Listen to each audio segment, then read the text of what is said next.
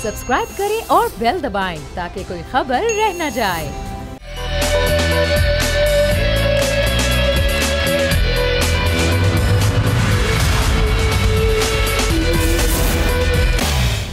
बिस्मिल्लाहिर्रहमानिर्रहीम, अस्सलामुअलैकुम नाज़रीन। एक महीने का तवील वक्फा और उसके बाद प्रोग्राम आज की ताज़ा खबर में मैं आपके सामने फिर हाजिर हूँ और मेरी कोशिश ये होगी कि मैं आवाम के सामने एक बार फिर हक़ाइक़ पर, सच्चाई पर मबनी ऐसी तमाम खबरें और उसका तज़किया पेश करूँ जिसे जानकर वो मुल्क के सियासी और मुआशी हालात से बाखबर रहें। अब इस एक महीने के दौरान जहाँ पर रमज़ान आए और फिर रुखसत हो गए, ईद आई, रुखसत हो गई, दिन बदला, वक्त बदला, महीना बदला, हालात बदले, नहीं बदली तो बस हुकूमती मनमानियाँ और आवाम की किस्मत ना बदली। अब इस एक माह के दौरान एक जानिब अदालती हुक्म और तहरीक इंसाफ का मुतालबा जारी है कि पंजाब में फौरी इलेक्शंस हों, तो दूसरी तरफ हम देख रहे हैं कि जो वफाकी इत्तेहादी हुकूमत है वो बार बार यही कह रही है कि पार्लियामान के ज़रिए ही जो होगा, जो कुछ होगा। आज भी हमने देखा कि वज़ीर आज़म शहबाज शरीफ ने दोबारा से यही कहा कि एक ही वक्त पे इलेक्शंस हों पूरे मुल्क में, और इस बात पर तमाम इत्तेहादी मुत्तफ़िक़ हैं, और वो इलेक्शंस का वो अक्टूबर नवंबर के बाद। अब ये रस्साकुशी जारी है और जो हुकूमत के अहम इत्तेहादी हैं आसिफ अली जरदारी साहब, वो भी मुज़ाकरात के ज़रिए बहरान का हल निकालने के हामी हैं। गुज़िश्ता चंद दिनों के दौरान नाजरीन पीपल्स पार्टी का वक्त मुख्तलिफ जमातों से मिल चुका है। साथ ही साथ आसिफ अली जरदारी के एक और बयान ने इत्तेहादी सरकार की सफ़ों में हलचल मचा दी है, जिसमें वो ये फरमा रहे हैं कि हम मजबूरी के तहत इत्तेहादी हुकूमत का हिस्सा बने। मेरी ख्वाहिश है कि बिलावल वज़ीर आज़म बने। अब सवाल ये है कि क्या PDM आसिफ अली जरदारी की ख्वाहिश पूरी होने देगी? मगर इससे भी अहम पहलू ये है कि पाकिस्तान में आखिर इंतखाबात कब होंगे? क्या पंजाब इलेक्शन पहले होगा या फिर सारे मुल्क में इलेक्शन एक ही साथ होंगे? अब पाकिस्तान में जो मौजूदा सियासी बहरान की वजह बनने वाला ये सवाल सुप्रीम कोर्ट के अहकामात के बावजूद हल होता दिखाई नहीं दे रहा। अब इसका हल कौन निकालेगा? कल सुप्रीम कोर्ट में फिर समाअत होने जा रही है और सुप्रीम कोर्ट में जो पंजाब इलेक्शन से मुतालिक जो अहम तरीन समाअत होगी, जो कल होगी, जिसमें ये भी होगा और साथ ही साथ एक और समाअत होगी, यानी कि पूरे मुल्क में एक रोज़ में इलेक्शन हो और उस पर एक जायज़ा रिपोर्ट भी कल जमा कराई जाएगी। अब कल आखिरी रोज़ है इलेक्शन पर सियासी इत्तेफाक राय या फिर मुज़ाकरात का। सुप्रीम कोर्ट की मोहलत का कच आखिरी रोज़ है और चीफ जस्टिस ने अपनी गुज़िश्ता समाअत में ये वाज़ेह कर दिया था कि इलेक्शन से मुतालिक 14 मई का फैसला मौजूद है और रहेगा, ये फैसला तब्दील नहीं होगा। साथ ही साथ इलेक्शन की तारीख पर सियासी इत्तेफाक राय के लिए सियासी जमातों के कायदीन को मुशावरत का हुक्म भी दिया था। बैक वक्त इंतखाबात पर हुकूमती जमातें ताहाल अभी भी तकसीम का शिकार हैं। शहबाज शरीफ और पीपल्स पार्टी PTI से मुज़ाकरात की हामी हैं। नवाज शरीफ, मरियम नवाज और मौलाना फजल रहमान तहरीक इंसाफ से मुज़ाकरात के ताहाल मुखालिफ हैं।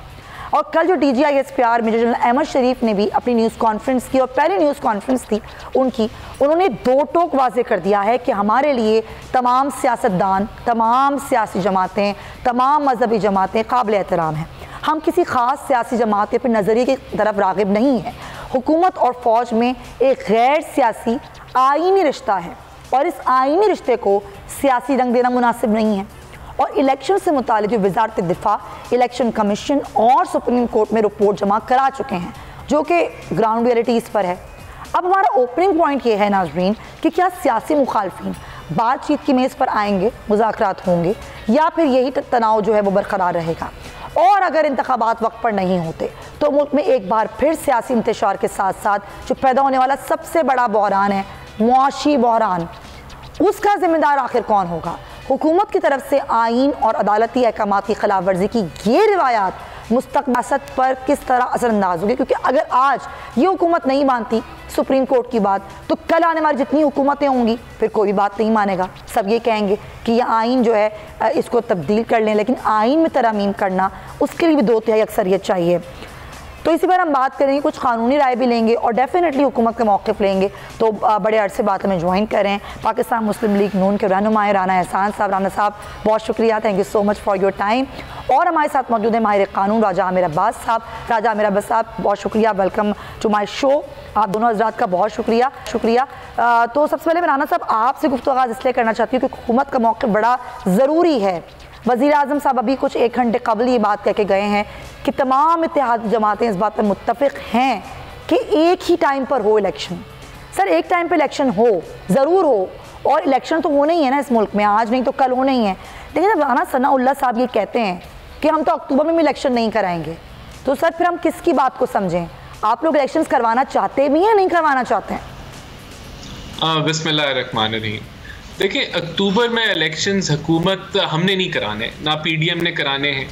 अक्टूबर बल्कि अगस्त में हमारी हुकूमत ने ख़त्म हो जाना है। अगस्त 16 को हमारा आखिरी दिन होगा। उसके बाद आइन के मुताबिक केयर टेकर हुकूमत आ जाएगी और फिर 90 दिन बाद पूरे मुल्क के अंदर इलेक्शंस जो हैं वो 90 दिन के अंदर या 90 दिन के बाद विद इन 90 डेज इलेक्शंस पूरे पाकिस्तान में हो जाएंगे। तो ये कहना कि इलेक्शंस होंगे नहीं अक्टूबर में, ये एक प्रोपोगेंडा है, क्योंकि केयर टेकर हुकूमत ऊपर भी होगी नीचे भी होगी और आइन के मुताबिक जो है वो इलेक्शन जो है वो हो जाएगा विद इन 90 डेज। और यही हमारा मौक़िफ़ है कि आप अक्टूबर के अंदर इलेक्शन जो हैं आइन के मुताबिक इकट्ठे पूरे लेकिन सारी सूरत हाल में सुप्रीम कोर्ट का फैसला है सर, कंटेम्प्ट ऑफ कोर्ट भी तो लग सकती है ना आप पर। वो कह रहे हैं फैसला बरकरार है 14 मई का पंजाब में इलेक्शंस का। देखिए, सुप्रीम कोर्ट का ये काम नहीं है कि वो इलेक्शन की डेट दे। नंबर एक, ये ट्राइकोटमी ऑफ पावर या कह लें सेपरेशन ऑफ पावर जिसे कहते हैं, उसके अंदर जुडिशरी का अपना किरदार है, लेजिस्लेटिव का अपना है, एग्जीक्यूटिव का अपना है। और ये मुमकिन नहीं है कि वो सारे इख्तियार जो है वो जुडिशरी जो है वो अपना ले। देखिए, यहाँ हम आइन की बात करते हैं, आइन के बालादस्ती की बात करते हैं, तो आइन जो है वो जुडिशरी पे भी लागू होता है, उसने भी आइन के मुताबिक चलना होता है। पाकिस्तान में री राइटिंग ऑफ कॉन्स्टिट्यूशन जो है अमेंडमेंट करना या कॉन्स्टिट्यूशन को क्रिएट करना पार्लियामेंट का। तो ये आइन की तो बात कर रहा है सर सुप्रीम कोर्ट। असेंबली तहरील हो गई, 90 रोज से ऊपर हो गए, तो ये आइन ही तो कह रहा है। नहीं, तो वो अगर 90 दिन के अंदर इलेक्शन ना पंजाब में हो रहा है और केपीके की तो बात ही 90 दिन के इलेक्शन की हो ही नहीं रही, वो तो सुप्रीम कोर्ट का वो उसने ना उस तरफ देखा ना ध्यान दिया। तो ये बड़ा अजीब सी बात है कि 4-3 का फैसला भी है और मामलात भी हैं, तो सुप्रीम कोर्ट को इसके ऊपर जो है वो मैं समझता हूँ अगर वो सही तरीके से देखे तो ईसीपी का रोल है डेट देना, और ईसीपी ने अक्टूबर की डेट दी थी। अब ये मुमकिन नहीं है कि 14 मई को इलेक्शन हो के, क्योंकि ना फंड्स दिए गए हैं ईसीपी को जिसके मुताबिक फंड्स तो आपने देने ना सर। आगे तो देखिए फौज भी कह चुकी है कि आइन में है अगर 245 आर्टिकल 245 के तहत हुकूमत हमें कहेगी तो डिप्लॉयमेंट के लिए तो वो भी हम कर लेंगे। सब आपने ही करना है सर। हाँ बिल्कुल, लेकिन हमने अपना मौक़िफ़ जो है वो पार्लियामेंट के आगे रखा और पार्लियामेंट ने रिजेक्ट कर लिया, तो पार्लियामेंट का फैसला जो है वो आ चुका है। पार्लियामान ही फैसला करेगी, यही बात है ना, पार्लियामान ही फैसला करेगी। ठीक है सर, सारा एक आईनी तर्ज अमल के साथ ये मामलात सारे चल रहे हैं और आइन की पूरी जो है वो बालादस्ती जो है वो की जा रही है। यहाँ मेरा सिर्फ अगर थोड़ा सा मुझे अगर इजाजत दें, मैं अगर ये बयान कर लूँ कि अब बेहतर होगा कि अक्टूबर के अंदर पूरे पाकिस्तान के अंदर इलेक्शंस हों, केयर टेकर हुकूमत वो इलेक्शंस कराए, और ये जो एक कह लें कि जो जुडिशरी ने एक एग्जीक्यूटिव का और लेजिस्लेटिव का रोल भी इख्तियार कर लिया है, जब तो अब तो वो एक्ट भी बन चुका है कि जिसके अंदर वो सुओ मोटो का जो उस पर 8 रुकनी बेंच का फैसला भी आ गया है, उसके बाद भी आपने करारदाद जमा करा दी है। सर मैं आती हूँ पे एक लंबी बहस है ना, फिर मुझे मुज़ाकरात पर भी आपसे बात करनी है, क्योंकि आगे सुप्रीम कोर्ट ने आप लोगों को मुज़ाकरात का कहा था ईद से पहले, वो कहाँ पहुँचे हैं? कोई टेबल पर बैठ रहे हैं आप लोग नहीं बैठ रहे? एक कानूनी नुक्ता जान लूँ, राजा आमिर अब्बास साहब बहुत देर से हमारे साथ हैं, दोबारा आती हूँ राना साहब मैं आपके साथ। राजा आमिर साहब बहुत शुक्रिया, अब ये सिचुएशन में चाहिए थोड़ा क्लियरिटी हो जाए। हुकूमत का एक मौक़िफ़ है, राना साहब कह रहे हैं हमारे मोअज़्ज़ज़ मेहमान के, देखिए पार्लियामान फैसला करेगी, पार्लियामान का फैसला ये है कि अक्टूबर में इलेक्शन हो, एक ही दिन में इलेक्शन हो, लेकिन सुप्रीम कोर्ट का फैसला मौजूद है। अब अगर हुकूमत ये नहीं मान रही और नज़र भी आ रहा है कि नहीं मान रही, तो क्या होगा फिर? कानून क्या कहता है? वो सही तरीके से देखे, हमें नहीं पता कि सही तरीका कौन सा होता है। सही तरीका तो वही होता है कि जहाँ पे यहाँ पे पाकिस्तान पीपल्स पार्टी और इलेक्शन कमीशन ऑफ पाकिस्तान के फिर हमारा आईने पाकिस्तान रिकनेक्ट कर लें राजा आमिर अब्बास साहब को, उनकी आवाज़ भी मुझे ठीक से नहीं आ रही थी, कुछ समझ में आया है। अच्छा, मुज़ाकरात पे कब बैठ रहे हैं राना साहब? सुप्रीम कोर्ट ने आप लोगों को मुज़ाकरात, और मुज़ाकरात होने चाहिए, मुज़ाकरात का दरवाज़ा बंद नहीं होना चाहिए। वहाँ पे कमेटी बन गई थी, इधर भी कमेटी बन गई थी, क्या प्रॉब्लम क्या है मुज़ाकरात में? मुज़ाकरात में तो अच्छी बात है, मुज़ाकरात होने चाहिए, लेकिन मुज़ाकरात जो कराना जो है वो उसको डेडलाइन देना और एक डेट के अंदर मुज़ाकरात हो जाए, वरना जो है 14 मई का फैसला लागू हो जाएगा, वो कंटिन्यू करेगा। अगर आप पीटीआई को मना लें तो फिर जो है जुलाई में इलेक्शंस हो जाएंगे और पूरे यानी कि तब पाकिस्तान में हो जाएंगे इलेक्शन जुलाई में, तब 90 दिन के आइन का कोई मसला नहीं बनता। तो ये सारे बड़े अजीब से मामला हैं। लेकिन राना साहब ये मुल्क है ना, देखिए मैं आपसे बात इसलिए करना चाह रही हूँ कि मैं आवाम हूँ, हम आवाम हैं, हम आवाम की बात करते हैं। आवाम बड़ी मुश्किल में है और इस मुश्किल से निकालने का हल ये है कि मुल्क में इस्तेकाम आए। सियासी इस्तेकाम होगा तो मुआशी इस्तेकाम होगा। देखिए हमें बड़ा रियलिस्टिक होकर बात करनी चाहिए। ये मुल्क हमारा है, हम जिद पे हैं कि आप कह रहे हैं अक्टूबर में हो, वो जिद में, फिर आप कहते हैं कि सुप्रीम कोर्ट कह रहे हैं, थोड़ा सा रियलिस्टिक हो जाते हैं। हाँ, मैं अवाम को इसका ये जवाब दूंगा कि आइन जो है वो जुडिशरी पे लागू होता है। जुडिशरी ने 63A की जब री राइटिंग ऑफ कॉन्स्टिट्यूशन की तो वो गैर आइनी था। वो जुडिशरी का ये बिल्कुल रोल नहीं है कि वो कॉन्स्टिट्यूशन को क्रिएट करे, अमेंड करे या रीराइट करे। उसने एक गलत फैसला किया, आइनी हुकूमत छीनी पीएमएलएन से, पीडीएम से और पीटीआई को दे दी एक गलत फैसले से। आज इसलिए पाकिस्तान बहरान में है। यानी कि वो जो फैसला था उस वक्त जब आप लोग लेकर आए थे, वो ज़ाहिर अदम एतमाद, वो गलत था या ये गलत है, क्या ठीक है? उस वक्त भी सुप्रीम कोर्ट खुली थी ना सर, रात को उस वक्त भी सुप्रीम कोर्ट खुली थी, वो ठीक था? नहीं, देखिए मैं आपको बड़ी क्लियर कट बात कर रहा हूँ। ये सारा जो आज प्रॉब्लम बना हुआ है, ये 63A की तशरीह जो री राइटिंग ऑफ कॉन्स्टिट्यूशन हुई, जो कि सुप्रीम कोर्ट का काम नहीं है, उसने गैर आइनी काम किया, उसका रिव्यू नहीं किया। ये इस वजह से आज पाकिस्तान इस डिलेमा में है। वरना, और फिर दूसरी बात कि असेंबलियां डिसॉल्व किसके कहने पे की गई? वो एक chief of army staff Bajwa साहब के कहने पे इमरान खान ने असेंबलियां डिसॉल्व कर दी। आज उन्होंने इस चीज का इतराफ कर दिया, तरदीद कर दी है ना, इस बात की तरदीद खुद पीटीआई ने कर दी है।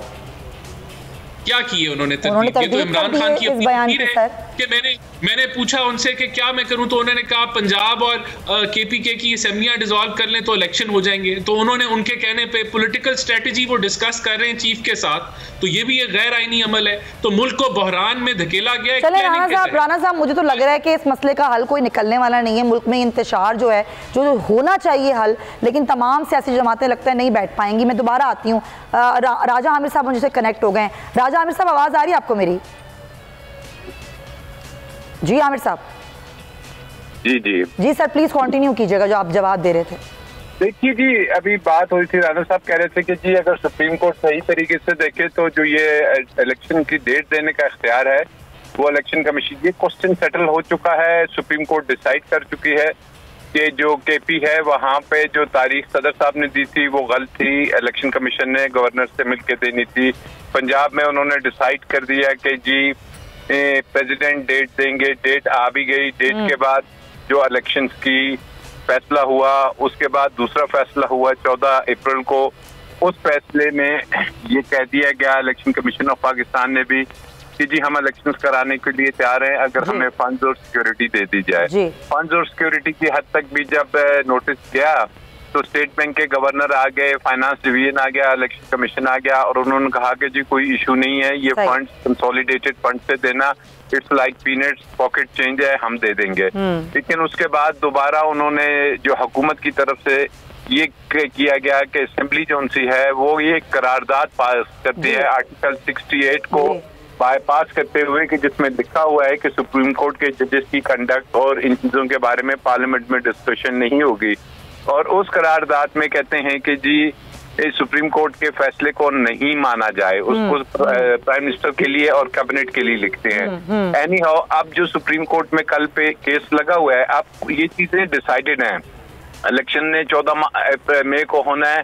अब सिर्फ जो इशू है वो है इम्प्लीमेंटेशन। सुप्रीम कोर्ट ने अपने फैसलों का, जो इससे पहले लाहौर हाई कोर्ट का और 2 सुप्रीम कोर्ट के फैसले हैं, उन पर अमल दरामद कराना है। अमल दरामद का तरीकाकार वाज़िया उन्होंने कर दिया है कि जी आपने पैसे देने हैं।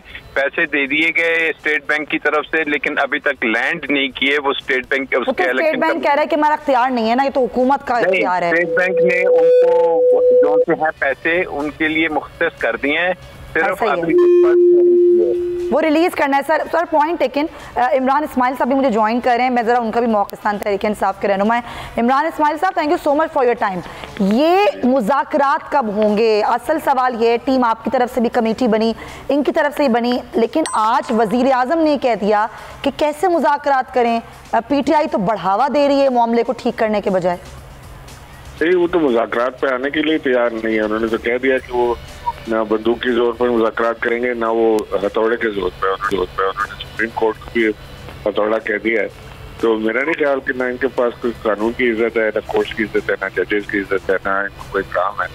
अब ये उसके जो जजमेंट है इंतखाबात कराने की, उसको भी डिक्लाइन करें। और जो एक रास्ता दिया था सुप्रीम कोर्ट ने कि मुज़ाकरात का, उसमें भी इन्होंने आज जो 4 बजे डेडलाइन थी इनकी, इन्होंने जमा कराना था, इन्होंने वहाँ इनकार कर दिया कि वहाँ नहीं आएंगे और कोई जमा नहीं कराएंगे। सो इनकी नीयत तो साफ जाहिर है। देखे ना, जो लोग ईद की नमाज पढ़ने, इनका एक भी मिनिस्टर जो है कि पब्लिक में नहीं जा सका और उन सब ने अपने घरों पर इधर उधर नमाज अदा की, छुपा की। तो इसका मतलब है कि पब्लिक में जाने से प्रॉब्लम है। वोट लेने तो पब्लिक के पास ही जाना है, अब पब्लिक में जा नहीं सकते हैं। वोट इमरान खान का है, तो इलेक्शन इनकी सियासी मौत है और उसके लिए ये जंग लड़ रहे हैं। वो पाकिस्तान को किनारे लगा दिया, इकोनॉमी तबाह कर दी, लेकिन वो उनकी जंग जारी है अपनी कुर्सी बचाने। नहीं तो आप मुझे बताएं ना, कल समाअत है दोबारा, राना साहब ये कह रहे हैं कि हम तो नहीं मान सकते, हम तो वही अक्टूबर में करवाएंगे इलेक्शंस, उस पर बात करनी है तो कर लें, लेकिन सुप्रीम कोर्ट कह रही है। कल क्या होगा इमरान इस्माइल साहब? आपने भी जवाब देना है, इन्होंने भी नहीं दिया, फिर कल क्या होने वाला है? देखिए, मैं तो नहीं बता सकता कि कल क्या होगा। कानून अपना रास्ता तो लेगा जरूर, सुप्रीम कोर्ट अपने डिसीजन को इन्फोर्स कराएगा। और मुझे लगता है कि ये वजीर आजम जो है ये डिस्क्वालिफिकेशन की तरफ जा रहे हैं अपनी काबीना समेत। नहीं तो आप लोग बढ़ावा क्या दे रहे हैं? वजीर आजम कह रहे हैं आप लोग बढ़ावा दे रहे हैं मामले को। नहीं, हमने क्या बढ़ावा देना है? वो बात करेंगे तो आगे बात होगी ना, बात ही नहीं हो रही है। उनको क्या पता हम बढ़ावा दे रहे हैं कि नहीं दे रहे? पहले बात तो करें, बैठे तो सही। वो तो बात ही करने के लिए तैयार नहीं है। राना साहब से पूछती हूँ। इमरान साहब मेरे साथ हैं, राना एहसान साहब हमारे साथ हैं। राना साहब, आप लोग बात करने के लिए तैयार क्यों नहीं है आखिर? देखिए, बातचीत जो है वो पार्लियामेंट वो फोरम है जहां फैसले होने चाहिए। पार्लियामेंट ने अपना फैसला जो है वो सुना दिया है और हुकूमत बड़ा क्लियर कट बता चुकी है कि हम समझते हैं कि जो मेजॉरिटी का फैसला है वो 4-3 का फैसला है। और सुप्रीम कोर्ट जो है वो बज़िद है कि वो 3 मेंबर बेंच के फैसले को आगे लेके बढ़ना चाहती है, जिसको हम मुस्तरद करते हैं। हम समझते हैं ये गलत है। इस फैसले को जो है वो रुकवा भी दिया गया था चीफ जस्टिस काजी फ़ायज़ ईसा के फैसले ने कि सुओ मोटो को होल्ड कर लिया जाए।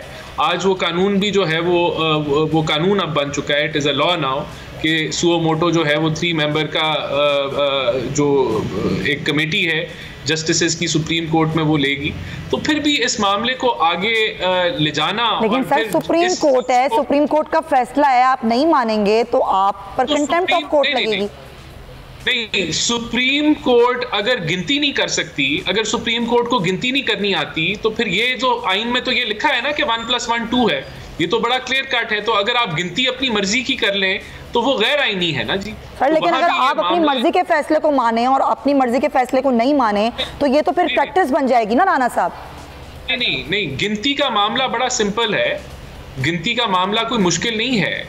वहाँ जो जस्टिसेस ने 4 जो जस्टिसेस जिन्होंने फैसला रद्द किया सुओ मोटो का, वो उनकी बड़ी क्लियर कट जजमेंट। लेकिन बेंच में बैठे हुए जिन जजेस ने फैसला सुनाया तो वो कहते हैं वही उन्हीं जजेस का फैसला है ना सर राना साहब। नहीं, देखें, इस तरह कोई प्रेसिडेंट नहीं है ना। अगर आपने नए तरीके इजाद करने हैं, तो सर ये जो आप लोग प्रेसिडेंट सेट कर रहे हैं कि कोई भी उठ के कोई जमात बोले हम सुप्रीम कोर्ट का फैसला नहीं मानते, आगे सबके लिए मुश्किल खड़ी हो जाएगी राना साहब। नहीं, ऐसी बात नहीं है। हमने सुप्रीम कोर्ट के इस चीज़ के बावजूद हर फैसला माना। हमने जो फाइनेंस बिल है वो पार्लियामेंट में पेश किया, दोनों हाउसेस में पेश किया। हमने हर लिहाज से कोशिश की कि इस चीज़ के बावजूद कि ये मुतनाज़ा डिसीजन है, माइनॉरिटी का फैसला, हमने कोशिश की कि हम उसको इम्प्लीमेंट करें। पार्लियामेंट जो है उसने अपना रेजोल्यूशन के तहत अपना फैसला सुनाया, जो वो समझती है कि पार्लियामेंट का क्या मूड है। फिर ये लेजिस्लेशन की गई जो है प्रैक्टिस एंड प्रोसीजर बिल के ऊपर, उसको भी जो है वो सुप्रीम कोर्ट ने एक मखसूस बेंच के ज़रिए जो है वो रद्द करने की कोशिश की, जिसकी कोई नवीद नहीं मिलती। तो ये सारे मामलात जो हैं ये सुप्रीम कोर्ट खुद अपने आप को मुतनाज़ा इसमें कर रही है, जो कि नहीं करना चाहिए। और अभी भी ये कि पंजाब में बज़िद होना कि इलेक्शन मैंने 14 मई को कराने और आप बाकी मामलात के ऊपर आप वो आंखें बंद की हुई हैं। तो ये, और फिर 63A की जिस तरह मैंने आपको बताया कि वो री राइटिंग ऑफ कॉन्स्टिट्यूशन है, फिर ऑडियो लीक्स जो अभी आई हैं, तो ये सारा ऑडियो लीक्स पे भी बात ये है कि भाई हमें तो नहीं पता ना सर, हमने तो कभी नहीं बात की उन लोगों से, हमें क्या पता कि वो उनकी आवाज़ है या नहीं है। ये ऑडियो लीक्स भी अब बहुत मामला पुराना हो गया है, मुझे नहीं लगता कि इस पर बात होनी चाहिए। सॉरी राना एहसान साहब, वक्त की कमी है। राना एहसान साहब बहुत शुक्रिया आपके वक्त का। इमरान इस्माइल साहब, राजा आमिर अब्बास साहब, आप तीनों हजरात का, मुअज़्ज़िज़ मेहमानों का बहुत शुक्रिया। ब्रेक शामिल करनी है मुझे प्रोग्राम में, वापस आएंगे तो दीगर इशूज़ को डिस्कस करेंगे। Stay with us.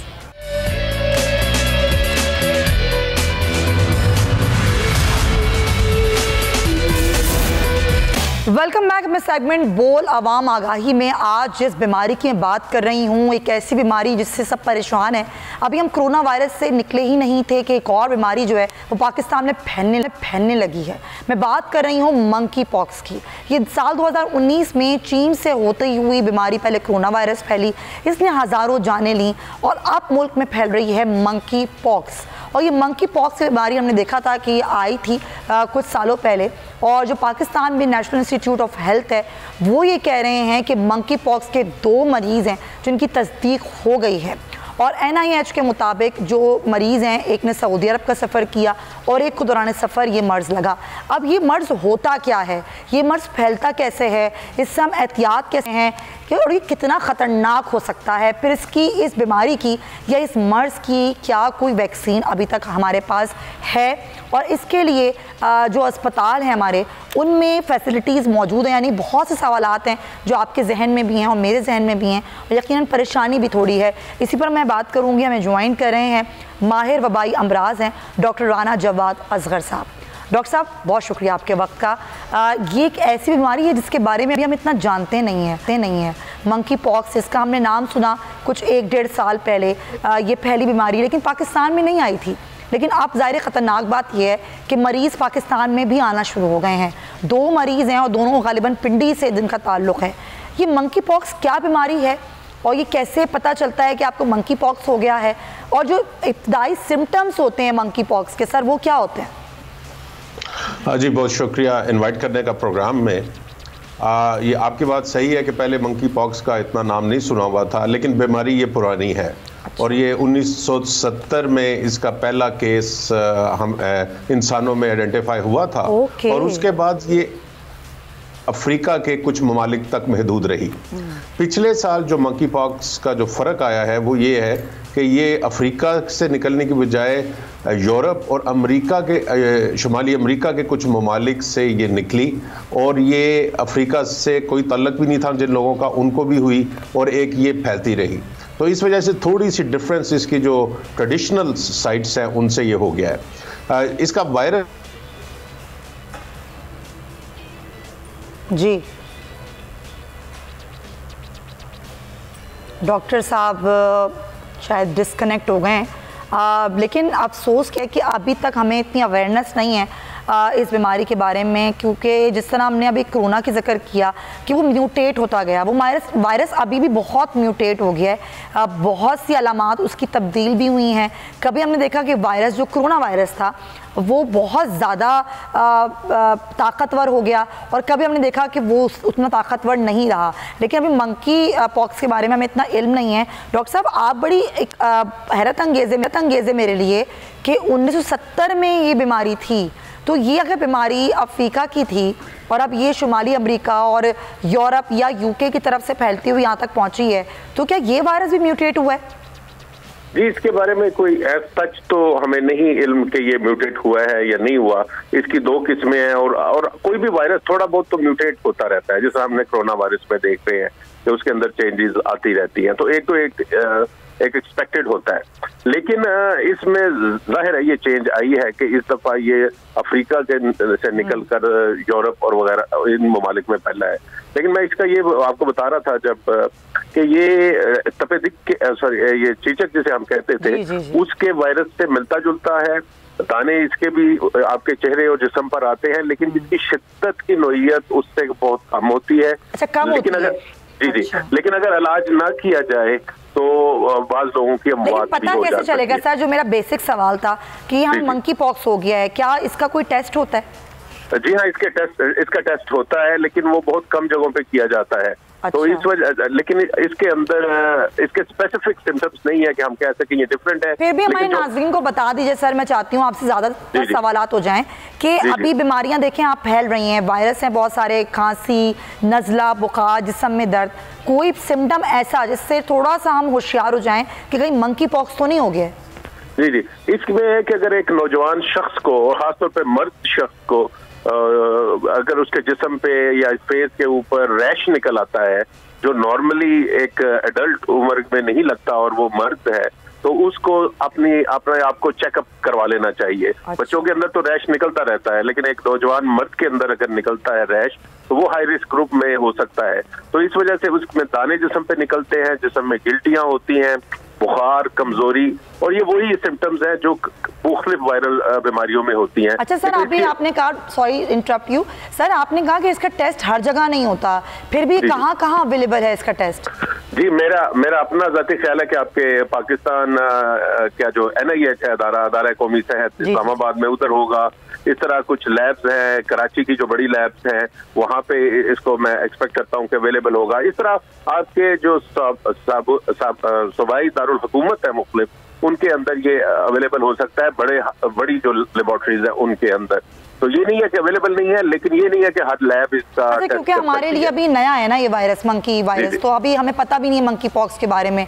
तो क्या आपको लगता है कि हुकूमत की तैयारियां उस तरीके से होंगी इस मर्ज के हवाले से, और वो तैयारियां अस्पतालों में भी होंगी, वैसे किट्स की सूरत में भी होंगी? देखिए, ये सिर्फ मंकी पॉक्स का मुकाबला करने के लिए तैयारी की नहीं जरूरत है। इस तरह के बहुत सारे वायरसेस हैं जो अब, क्योंकि दुनिया इतनी इकट्ठी हो गई हुई है, ट्रैवलिंग बहुत ज्यादा है, लोग आते जाते इतनी आसानी के साथ हैं कि वो जो अफ्रीका की बीमारियां थी वो हमारे मुल्कों में आ गई, जो हमारी मुल्कों की बीमारियां थी वो यूरोप में चलेंगी। तो ये एक मेल्टिंग पॉट है। लेकिन जो इन सब में जो एहतियात करनी है वो ये है कि अस्पतालों के अंदर आप इन्फेक्शन कंट्रोल अच्छा करें, यानी कि सफाई सुथराई, सैनिटेशन, उनको इम्प्रूव करें, और ये स्टैंडर्ड ऑपरेटिंग प्रोसीजर होने चाहिए। हम इस मंकी पॉक्स से बच कैसे सकते हैं? मंकी पॉक्स से इस तरह बच सकते हैं कि जैसा मैं फिर दोबारा कह रहा हूँ कि ऐसा शख्स, खासतौर पे मर्द, जिसके नौजवान मर्द या जवान मर्द जिसके मुंह पे या बॉडी के ऊपर रैश हो, वो खुद अपने आप को आइसोलेट करे। अगर हम किसी ऐसे शख्स को देखें तो उससे हम इंटरेक्शन करने में थोड़ी सी परहेज करें, क्योंकि ये छूत की बीमारी है। अच्छा। ये टच करने से, हाथ मिलाने से और उसके बर्तन इस्तेमाल करने से फैलती है। तो सर इसकी वैक्सीन भी अभी नहीं है? नहीं जी, वैक्सीन इसकी है क्योंकि पुरानी बीमारी है। और एक इसमें थोड़ा सा ये बता दूं कि ऐसे लोगों को जिनको चेचक के बचाव के टीके लगे हुए हैं, जो 70 की दहाई तक लगे हुए हैं, तो वो उनको तो बचाव है इसका वैक्सीन के जरिए। बच्चों में बीमारी फैल सकती है तो बच्चों को फिर वैक्सीन लगवा लें इसकी, अगर अवेलेबल है? नहीं, इसकी वैक्सीन अवेलेबल हैं, 2 वैक्सीन हैं, लेकिन वो अगर आप बता देंगे सर कौन सी ताकि बच्चों के लिए लगवा ली जाए वो? नहीं, वो पाकिस्तान में तो अवेलेबल भी नहीं होगी ओपनली मार्केट के अंदर, क्योंकि ये सिर्फ हाई रिस्क ग्रुप्स के लिए होती है कि जहां उनको बहुत ज्यादा खतरा है, अस्पताल के उन लोगों को जो इंटरेक्ट कर रहे हैं, सिर्फ उनको वो देते हैं। आम लोगों के लिए आप कह रहे हैं अवेलेबल नहीं, लेकिन एहतियात जरूर कीजिए। बहुत शुक्रिया डॉक्टर आना जवाद असगर साहब, थैंक यू सो मच। माहिर बबाई अमराज थे हमारे साथ, आमना अली हमारी नुमाइंदा हमारे साथ हैं, क्योंकि 2 केसेस हैं जो कि पिंडी के रजिस्टर्ड हुए हैं। जरा उनसे पूछते हैं वो केसेस कहाँ और कैसे आए। आमना, क्या तफसीलात हैं आपके पास? जी बिल्कुल सुमैया, थोड़ी सी तस्दीक कर दूं। अभी जो कंफर्म केसेस हैं वो तो केस की तादाद एक ही है जो वजारत सेहत की जानिब से जो कंफर्म किया गया है।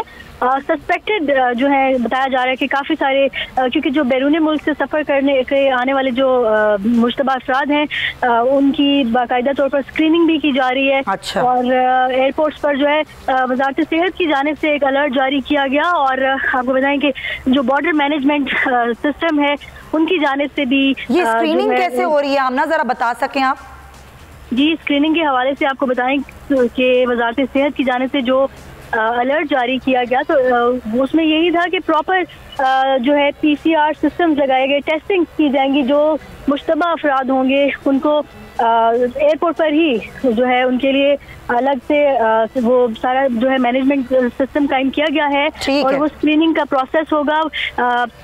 PCR टेस्टिंग जो है डिफरेंट सैंपल्स लेके, अगर किसी आप ये कह रही है कि वहीं पर इस तरह की जो है वो SOPs बना दी गई हैं। थैंक यू सो मच आमना अली। बहुत शुक्रिया। ये मंकी पॉक्स से बचने का एक ही तरीका है, एहतियात कीजिए। और अगर आपको मंकी पॉक्स लग रहा है दाने हाथों में या चेहरे पे हो गए तो आप अपने आप को आइसोलेट कर लें, वो बेहतर होगा। ज़रा एक और मामले में बात करना मैं आज चाहती हूँ। ईद गुजरी है, ईदी आपको मिली होगी। 75 रुपये का नोट अगर आपको मिला है, किसी ने ईदी में दिया है, मेरे बच्चों को 75 रुपये का नोट ईदी में मिला है, थोड़ी सी गड़बड़ हो गई है। वो गड़बड़ कैसे हो गई है कि कई जगह हमारा जो नोट है वो चल नहीं रहा है। तो इंडिया की करेंसी, मैं यहाँ से शुरू करना चाहूँगी। आज की इंडिया की करेंसी जो है वो 18 ममालिक में काबिल कबूल होती है, लेकिन हमारा जो 75 रुपये का यादगारी नोट, हालांकि अब सिर्फ यादगारी नहीं है, ये वैसे भी है, पाकिस्तान में नहीं चल रहा है ये नोट, ले ही नहीं रहे लोग नोट। गुज़िश्ता बरस ही इसको निकाला गया था यादगारी नोट के तौर पर। अब लोगों ने ईदी पर ये दिया, जिस तरह मैंने बताया मेरे बच्चों को भी ईदी पे 75 रुपये का नोट मिला। तो ये आम दुकानदार से लेकर पेट्रोल पंप तक लोग जो हैं वो इसको नहीं ले रहे हैं। लोगों का क्या रद्द-ए-अमल है इस पर ज़रा वो देख लीजिए पहले। वैल्यू नहीं है, कोई पेट्रोल पंप पे जाए वो भी नहीं चेंज देता, और जो दुकान पे जाते हैं वो भी नहीं चेंज देता। ये 75 रुपीज़ का जो नोट है ये अवेलेबल होना चाहिए, हर जगह इसको सेल परचेज़ करना चाहिए, लोगों को यूज़ करना चाहिए। ये गवर्नमेंट ऑफ पाकिस्तान ने इसको इशू किया है, स्टेट बैंक ने किया है। ये पाकिस्तान का नोट है, कोई बाहर इसका नोट नहीं है जो डॉलर हो या यूरो हो जिसको मना किया जाए। 75 रुपये वाला नोट है, अब वो बच्चे को भी दिया जाए तो उसको पता नहीं चलता कि ये 75 रुपये वाला नोट है। वो बोलते हैं जैसे एक जेली नोट होता है ना, उस मानी तो उसको समझा जाता है। उसको अभी तक वो अवेयरनेस नहीं मिली इस नोट को, 75 रुपये वाले को, कि इसको जो है वो आगे बढ़ाया जा सके या जो लोगों में जो है वो कबूल हो सके। भाई ने 75 वाला नोट ਜਿਹੜਾ ਇਹਨਾਂ ਚ ਕੱਢਿਆ ਸੀ ਉਹ ਚੱਲਦਾ ਹੀ ਨਹੀਂ ਹੈ, ਜੇ ਸਵਾਰੀ ਦਿੰਦੀ ਤੇ ਅਸੀਂ ਲੈਂਦੇ ਨਹੀਂ ਹੈ, ਇਸਤੇਮਾਲ ਚ ਨਹੀਂ ਜਾਣ ਸਾਡੇ ਕੋਲ ਪੰਪ। अगर आपको ये वीडियो पसंद आई है तो सब्सक्राइब करें और बेल आइकन पर क्लिक करें। हवाए नफ्स की है हुक्मरानी, लुटेरा कर रहा है पासबानी। बोल न्यूज के मार्केटिंग हेड आकाश राम ताहा लापता, तफ्तीशी इदारे जवाब देने से कासिर। अहले खाना परेशान, बेटे की जुदाई में माँ गम से निढाल। जो बच्चो हिंदू पर आए थे जो को पाकिस्तानी, मुझे मेहरबानी करे पंहिंजो आकाश वापस कयो। हुकूमत से बेकसूर और मुहिब्बे वतन बेटे की बाजियाबी के लिए फरियाद। आकाश राम के अगवा के खिलाफ अहले खाना की जानिब से सुप्रीम कोर्ट में दरख्वास्त दायर। सुप्रीम कोर्ट के चीफ जस्टिस उमर अता बंदियाल से आकाश राम के अहले खाना की जल्द समाअत की इस्तदा। मुश्किल की इस घड़ी में आलमी मीडिया ने भी उठाई आवाज। CNN, आज तक, इंडिया टुडे, टाइम्स नाउ समेत आलमी मीडिया ने आकाश राम के अगवा के खिलाफ दिया बोल का साथ। उफ क्या जुल्म है, बोल इंसाफ का मुंतजिर। सब्सक्राइब करें और बेल दबाएं ताकि कोई खबर रह न जाए।